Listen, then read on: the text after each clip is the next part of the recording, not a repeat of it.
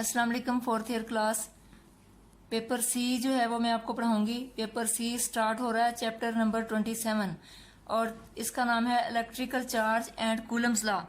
तो electrical charge and Coulomb's law पढ़ने के लिए सबसे पहले आपको इलेक्ट्रोस्टैटिक्स के बारे में पता होना चाहिए, क्योंकि इस चैप्टर में हमने इलेक्ट्रोस्टैटिक्स ही पढ़नी है। इलेक्ट्रोस्टैटिक्स क्या होती है?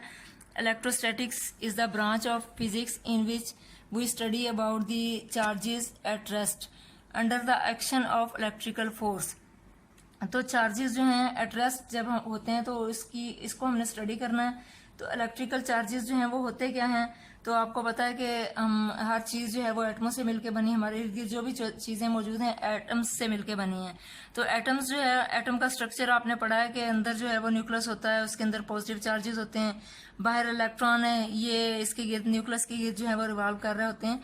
तो हमने किसी चीज़ को, ये चार्जेस हैं, तो हमने किसी चीज़ को अगर चार्ज देना हो, क्योंकि एज अ होल तो कोई भी चीज़ जो है वो न्यूट्रल होती है, तो इलेक्ट्रिकल चार्ज हम किसी चीज़ पे कैसे पैदा कर सकते हैं? तो वो उसके लिए हमें ये होता है कि फ्रिक्शन से जब दो चीज़ों को रब करते हैं तो रब करने से, इंसुलेटर स्पेशली जब हम उनको रब करेंगे तो उन पर चार्ज आ जाएगा। इलेक्ट्रॉन्स जो हैं रब करने से एक जो चीज़ है उसके पार्टिकल्स जो हैं या उसके इलेक्ट्रॉन्स जो हैं वो उसमें से निकलते हैं, दूसरी के ऊपर शिफ्ट हो जाते हैं। तो जिसमें से इलेक्ट्रॉन निकल गया उस पर पॉजिटिव चार्ज, क्योंकि डेफिशिएंसी ऑफ इलेक्ट्रॉन हो गई, उस पर पॉजिटिव चार्ज आ गया। और जिस चीज़ के ऊपर इलेक्ट्रॉन मूव करके चले गए हैं उस पर जो है वो नेगेटिव चार्ज आ जाता है। आगे हम इसकी एप्लीकेशंस देखेंगे। एप्लीकेशंस ऑफ इलेक्ट्रोस्टैटिक्स, आप लोगों ने कुछ एप्लीकेशंस इसकी सेकेंड ईयर में देख चुके हैं। दोबारा मैं आपको बताती हूँ। फोटोकॉपियर मशीन है, inkjet printer, electrostatic paint spray में भी ये यूज़ होती है, इसकी एप्लीकेशन है। पाउडर कोटिंग, फिंगर प्रिंटिंग और लेज़र प्रिंटिंग, ये सारी एप्लीकेशंस, इसकी लार्ज नंबर ऑफ एप्लीकेशंस हैं। कुछ आपको जो है आपकी बुक में दी हुई हैं, ये इसकी एप्लीकेशंस हैं। नेक्स्ट हमारा टॉपिक है कंडक्टर्स एंड इंसुलेटर्स। तो कंडक्टर्स वो मटेरियल हैं जिनमें से चार्जेस जो हैं वो इजीली फ्लो कर सकते हैं, उनको हम कहते हैं कंडक्टर्स। अब इनकी examples, nearly all metals are conductors. Iron, silver, gold, aluminium and copper are the examples of conductors. Next देखेंगे कंडक्टिविटी। कंडक्टिविटी क्या होती है?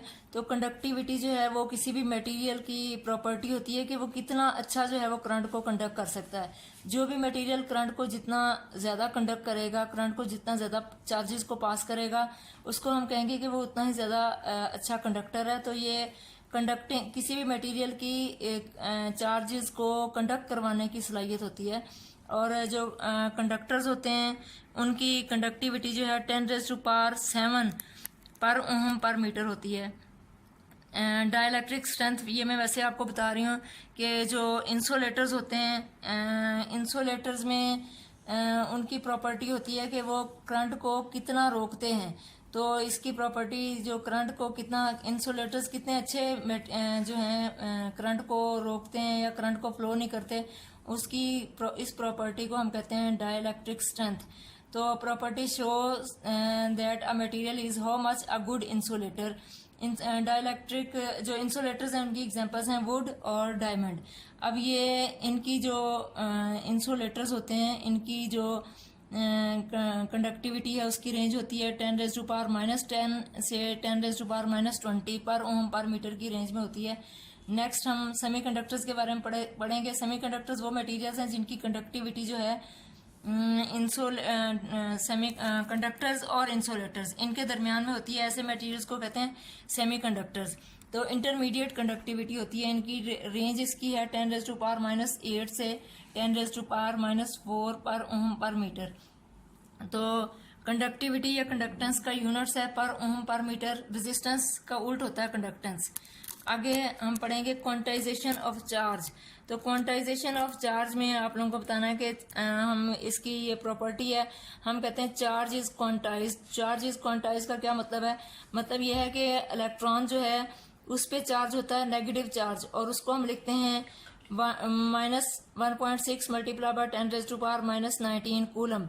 ये मिनिमम चार्ज है जो किसी भी एक पार्टिकल जो है उस पर हो सकता है। तो जो प्रोटॉन्स होते हैं उन पे भी इतना ही चार्ज होता है, लेकिन वो प्लस चार्ज होता है, हम उसको लिखते हैं plus 1.6 multiply by 10⁻⁻⁻19 coulomb. Electron पे और प्रोटॉन पे दोनों पे चार्ज सेम होता है, बट इलेक्ट्रॉन्स पे नेगेटिव चार्ज होता है, प्रोटॉन्स पे पॉजिटिव चार्ज होता है। तो ये मिनिमम चार्ज है। अगर कोई जो है 2 इलेक्ट्रॉन्स हैं तो इसका डबल चार्ज उन पे होगा। अगर 3 है तो इसका 3 टाइम्स जो है चार्ज किसी भी पार्टिकल पे होगा। तो इसको हम कहते हैं charge is quantized.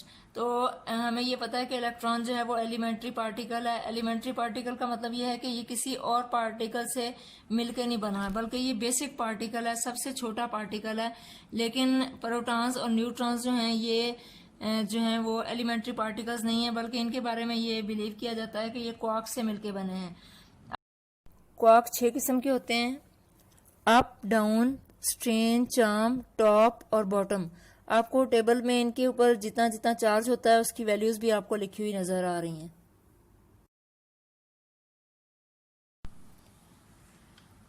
Proton is made of 2 up and 1 down quark.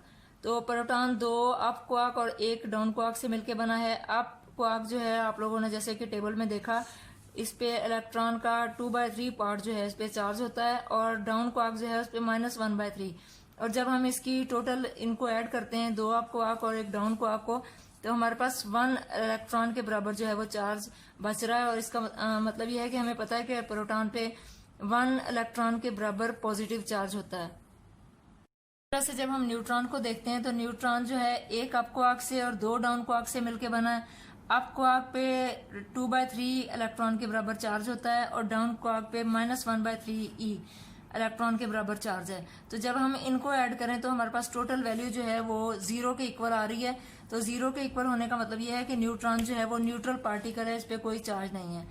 तो यहाँ से आपको पता चल गया होगा कि कैसे हमने अप क्वार्क और डाउन क्वार्क, क्योंकि न्यूट्रॉन और प्रोटॉन जो है वो एलिमेंट्री पार्टिकल्स नहीं है, बल्कि ये क्वार्क से मिलके बने हैं। इन पे चार्ज जो है वो इलेक्ट्रॉन का जो है वो इंटीग्रल मल्टीपल नहीं होता। लेकिन जो इलेक्ट्रॉन पे या किसी भी मटेरियल, किसी और ऑब्जेक्ट पे चार्ज है वो इंटीग्रल मल्टीपल होता है इलेक्ट्रॉन का। पॉजिटिव चार्ज का या नेगेटिव चार्ज का इंटीग्रल मल्टीपल है। इसको हम कहते हैं क्वांटाइजेशन ऑफ चार्ज। समझाने के लिए मैं इस तरह से बताऊंगी कि जैसे हमारी जो मनी है या हमारे पास अमाउंट पाकिस्तान में जो है सबसे कम जो वो अमाउंट है वो है 1 रुपया।